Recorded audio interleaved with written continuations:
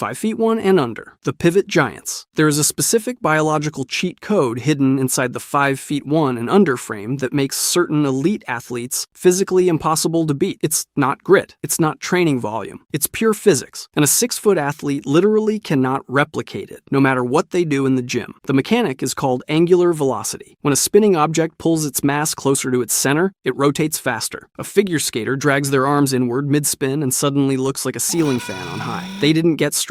They got more compact. Compactness is the cheat code. At 5 feet 1 and under, your limbs are already sitting close to your body's rotational center by default. When you tuck midair, you reach a tighter, more compact shape than a taller body is physically capable of matching. Trying to out-rotate a 4'8" gymnast when you're 6 feet tall is like trying to spin a broomstick as fast as a pencil. The geometry won't allow it. This isn't a motivational reframe. It's mechanical superiority. Simone Biles at 4 feet 8 is the clearest proof on the planet. The world credits her dominance to work ethic. And sure, but biomechanically, she is a physics outlier. The Yurchenko double pike requires rotation speed so high that a taller gymnast's legs would hit the floor before the spin completes. Judges didn't celebrate that skill. They had to invent a new scoring category for it. Her height isn't a footnote in her story. It's the engine. On the other hand, in horse racing, the advantage flips entirely. The horse provides all the propulsion. The jockey just needs to be aerodynamically irrelevant. Steve Cauthen, 5 feet 1, 95 pounds, won the U.S. Triple Crown on Affirmed in 1978 and was named Sports Illustrated Sportsman of the Year at 18. Being small in that saddle isn't a compromise. It's the entire qualification. If you've ever felt overlooked in the gym because of your height, you're not looking at a limitation, you're looking at the most efficient rotational engine in the room. But move up a few inches, and the advantage doesn't disappear. It just stops being about speed and starts being about force. 5 feet 2 inches to 5 feet 6 inches. The leverage specialists. If the pivot giants own the air, the leverage specialists own the ground. And the reason comes down to a biomechanical truth that the fitness world gets completely backwards. Everyone celebrates long levers, long arms, long legs, long reach. Sounds like an advantage, until you understand what a lever actually does to a joint under load. Think of your arm like a wrench. The longer the wrench, the more travel it needs to turn a bolt. More travel means more stress distributed across the whole system. In the world of pure strength, a long lever isn't a weapon, it's a liability. At 5 feet 2 to 5 feet 6, your shorter femurs and humerus bones create a shorter path of travel for any weight you're moving. Less distance between the load and the joint means your body can generate explosive torque, rotational force at the joint, far more efficiently than a taller frame. You're not just strong, you're mechanically optimized for force production in a way that longer-limbed athletes structurally cannot match. Lamar Gant at 5 feet 2 is the proof that breaks people's brains. He deadlifted 661 pounds at a body weight of 132. That is 5 times his own body weight, a ratio that remains one of the most staggering in the history of strength sport. He was a 10 times IPF world champion. If a 6'6" athlete attempted that kind of relative load, the mechanical stress traveling up their longer spine wouldn't be a challenge. It would be a medical event. But this bracket isn't just about moving weight off the floor. It's about controlling another human being. Henry Cejudo at 5 feet 4, Olympic gold medalist and 2-division UFC champion, used this exact principle in wrestling and MMA. His center of gravity sits naturally lower than nearly every opponent he's ever faced. To take him down, you have to move his base before he moves yours. Most people never managed it. In this height range, you're not strong for your size. You are the most efficient force production machine the human body produces. The next tier up can't quite match that torque. What they can do is disappear before you get the chance to use it. 5 feet 7 inches to 5 feet 9 inches. The agility architects. The leverage specialists can move the world. But what happens when you need to move yourself, fast, repeatedly, in every direction, while someone bigger is trying to stop you? That's where the agility architects live. And the physics here has a specific name, inertia. Inertia is the resistance an object has to changing its state of motion. The more mass you carry, the more force it takes to stop, start, or change direction. A 6'3" defender has more muscle, more reach, and more presence. But he also has significantly more mass that needs to decelerate before he can redirect. At 5 feet 7 to 5 feet 9, you have enough leg length for a powerful stride, but not enough total mass to work against you mid-movement. You can stop on a dime because your dime is smaller. This is the exact mechanic that makes Lionel Messi, 5 feet 7, arguably the most unguardable player in the history of soccer. His low center of gravity means his balance point is closer to the ground, so he can cut, accelerate, accelerate and change direction before a taller defender has even finished decelerating from their last step. Defenders aren't slow, they're just carrying more inertia. Messi is essentially exploiting a physics tax that taller athletes pay on every single touch. In boxing, Floyd Mayweather Jr. at 5'8" turned this into an art form. His strength-to-weight ratio at welterweight gave him elite foot speed and the ability to reset his position faster than opponents could recalculate. He didn't survive 50 fights on power. He survived on mechanics. If you're in this range, you've probably been called undersized your whole life. In reality, you're just optimized. But what happens when we hit the height where the human body reaches its absolute peak of versatility, where reach, endurance, power, and precision all exist in the same frame at the same time? That's the next group, 5 feet 10 inches to 6 feet 1, the all-rounder zone. We've met the specialists, the rotational outliers, the torque machines, the inertia dodgers. They're all elite, but they're elite at one thing. Now we enter the height range that doesn't specialize in a single physics advantage. It stacks all of them at once. In biology, there's a concept called the golden mean, the point where a system is optimized not for one extreme output, but for the broadest possible performance across conditions. At 5 feet 10 to 6 feet 1, that's your body. You aren't the tightest rotational package in the room, and you aren't the longest lever. What you are is the closest thing to a perfectly balanced athletic machine that human anatomy produces. Here's why. Your cardiovascular system doesn't have to strain to pump blood to the extremities the way a 7-footer's heart does. That's a genuine physiological tax on height that most people never consider. But you carry enough leg length for a powerful, efficient stride and enough arm reach to compete in contact and precision sports without mechanical compromise. Your joints sit in a load range that handles both explosive power and endurance without chronic breakdown. This is why sports like tennis, MMA, and CrossFit, disciplines that simultaneously demand strength, speed, endurance, and precision, are disproportionately dominated by athletes in this exact window. Roger Federer at 6 feet 1 is the cleanest illustration of this on the planet. 20 Grand Slam titles built not on one overwhelming physical weapon, but on the ability to serve with power, cover the court with endurance, and place the ball with surgical precision, all in the same match, for 2 decades. If you're in this range, you've probably never had a coach tell you that your height is your advantage. That's because it's invisible. It doesn't look like a cheat code. It looks like everything just works. That's not an accident. That's the evolutionary sweet spot doing exactly what it's supposed to. But versatile has a ceiling. What happens when pure reach and raw power start to matter more than balance? That's where the next group takes over. 6 feet 2 inches to 6 feet 3 inches. The propulsion engines. Balance is over. We're done with versatility. From here, the physics conversation shifts to one thing: extension. How far can your body reach? And how much force can it generate at the end of that reach? This is where the ape index enters the conversation. The ape index is the ratio of your wingspan to your height. Most people have a roughly 1-to-1 ratio. Arms out, fingertip to fingertip, roughly equals your height. But at 6 feet 2 to 6 feet 3, the skeletal frame frequently tips that ratio past 1-to-1, sometimes significantly. And in the right sport, that asymmetry isn't a quirk. It's the entire competitive advantage. Measure your wingspan against your height right now. Are you a clean 1-to-1? Or are you a biological outlier? Drop it in the comments. Because if your arms are longer than your height, what's coming next is going to make a lot of sense about your body. In swimming, the water doesn't care about balance or agility. It cares about surface area and pull. A longer arm enters the water farther ahead, catches a larger volume, and pulls the body farther forward per stroke. Fewer strokes per length, less energy burned per race. At this height, your arms aren't limbs. They're biomechanical oars, and the pool is yours to row. Michael Klim, 6 feet 3, is the proof. The Australian Olympic swimmer's arm length was purpose-built for freestyle. He won gold in the 4x100 meter freestyle relay at the Sydney 2000 Olympics, set multiple world records, and earned 6 Olympic medals total. His stroke wasn't just technically clean, it was geometrically advantaged from the moment his hand hit the water. But as we move into the 6 feet 4 and above range, that advantage stops being a propulsion system and starts being a weapon. We're entering the strike zone, 6 feet 4 inches to 6 feet 7 inches. The kinetic striking class. Here's a physics equation worth knowing. Ke equals 1/2 mv squared. Kinetic energy equals half the mass times the velocity squared. What that means in plain English is this: velocity matters more than mass. If you double the mass of a punch, you double the energy. But if you double the speed of a punch, you quadruple it. Now, here's where 6 feet 4 to 6 feet 7 becomes terrifying. A longer arm doesn't just reach farther. It gives the fist more distance to accelerate before impact. More acceleration distance means higher velocity at the point of contact. Higher velocity, squared, means exponentially more kinetic energy delivered into whatever is on the receiving end. This is called the whip effect. The tip of a longer lever moves faster than the tip of a shorter one, given the same rotational force at the shoulder. This is why heavyweight boxing has historically been dominated dominated by athletes in this range. George Foreman at 6'4" didn't just hit hard because he was big. His arm length gave his fists more runway. By the time impact arrived, that hand was traveling at a velocity that shorter-armed heavyweights simply couldn't match from the same windup. He won Olympic gold in 1968, claimed the heavyweight title, lost it, and then, at 45 years old, reclaimed it. The whip effect doesn't age as fast as footwork does. At quarterback in the NFL, Phillip Rivers at 6'4" used extended arm motion across 17 seasons and 63,440 passing yards, one of the highest totals in league history. The arm length wasn't just about reach. It was about generating velocity on throws that shorter-armed quarterbacks had to put significantly more body rotation behind. In this range, your arms aren't just long. They're kinetic energy generators. Every strike, throw, or swing is loading more speed into the tip of the lever than a shorter frame can physically produce. The kinetic striking class owns the horizontal plane. What comes next owns everything above it. 6 feet 8 inches to 6 feet 10 inches. The vertical dominators. Every section up to this point has been about force moving outward, rotating, pulling, striking, propelling. Now the physics rotates 90 degrees. In the 6 feet 8 to 6 feet 10 range, the advantage is about force moving upward, and the concept that explains it is potential energy. Potential energy is stored energy based on position. The higher an object's center of gravity sits above the ground, the more potential energy it carries, and the more economically it can convert that energy into vertical movement. In this range, your center of gravity is already elevated before you leave the floor. That means your body has to travel a shorter relative distance to reach the same effective height as a shorter athlete jumping at full extension. You're not just jumping high, you're starting high. This is compounded by force distribution. A taller skeletal frame spreads the impact load of landing and takeoff across longer bones and larger joint surfaces. That means athletes in this range can generate explosive vertical force repeatedly, game after game, season after season, with less cumulative joint stress than the physics would suggest. In basketball, this translates directly into rebounding, shot blocking, and finishing at the rim. The combination of standing reach and jumping economy makes athletes in this range almost impossible to contest at the apex of their jump. By the time a shorter defender reaches their peak, a 6'9" forward is already on the way back down with the ball. LeBron James at 6'9" is the most studied example of this range, producing a physical outlier. His standing reach alone puts the ball at a height that most defenders can't contest